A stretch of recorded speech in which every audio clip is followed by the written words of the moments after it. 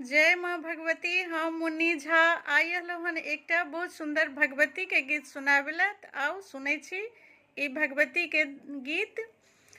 कते दुख कहब जननी, कते दुख सुनायब हे, कते दुख कहब जननी, कते दुख सुनायब हे,